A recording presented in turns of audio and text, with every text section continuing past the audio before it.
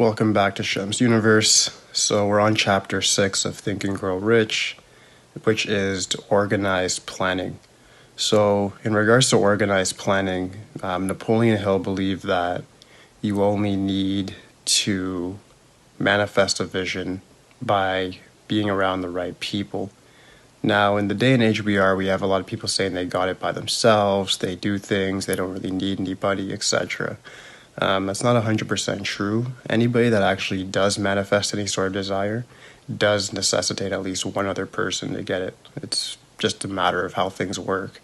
We live in a transactional world. We deal with money. So you can't just say, I got everything by myself. I got this money by myself. Somebody had to pay you. So anybody that says that, oh, I got everything by myself is a liar. Anyway, moving on. The first step in the organized planning is to ally yourself with as many people as you can to get your designated goal.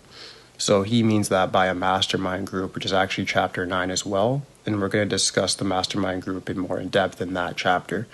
But what a mastermind group is a group of people that all have the same purpose in mind and then work together and complement one another to get it.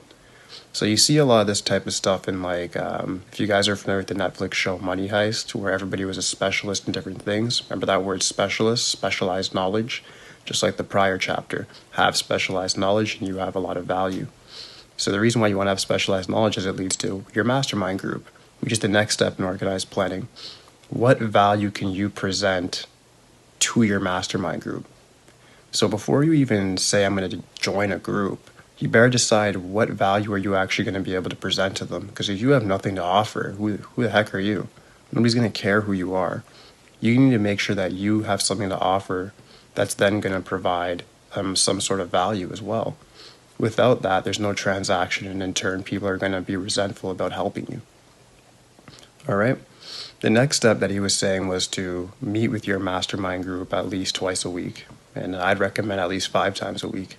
Or at least over the phone. We have technology now. Back then, we didn't have cell phones and stuff like that when he wrote this book. If we did, he'd say go on FaceTime at least 5 times a week. The reason being, we're around negative influences all day. Meaning, the average person is around 95% of mediocre people. If you're that 5% that wants better in life and wants to be rich, you're in that crab in the bucket sort of metaphor, where you're around people that are just going to hold you back, intentionally and unintentionally. Co-workers, acquaintances will do it intentionally because they're just poisonous. Your family will do it unintentionally by just making jokes, which is what he says in the book. I mean, they'll hold you back the worst of the worst poisoners, but they actually don't mean to. All right? The final step that he was saying was just to harmonize with every member of your group. And I think that when you have to harmonize with them means get along. If you want to get along with them, present value. It's really common sense. Be complimentary to your group. And in turn, you will get their loyalty. This sounds cold. Some people say this even sounds evil. It's not. If you presented value to every single one of your friends, you never lose one. I promise you never lose one. If you put that theory into all of your relationships, you will never have a problem again.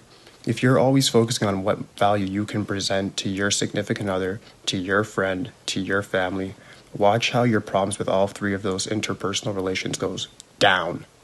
Because they're going to realize this guy's presenting me, or this woman, excuse me, girls, sorry if you're watching, that, hey, this person is presenting a lot of value. Why would I cut them off? It's disadvantageous to cut them off. All right? This was organized planning.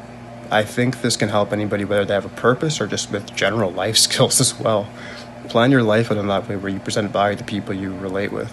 Once you do that, you won't have no more problems. Get the organized planning done once you have your purpose, have that burning desire. No doubt you're going to achieve it. Please like, subscribe, leave any questions if you have any. Holla at me, that's it.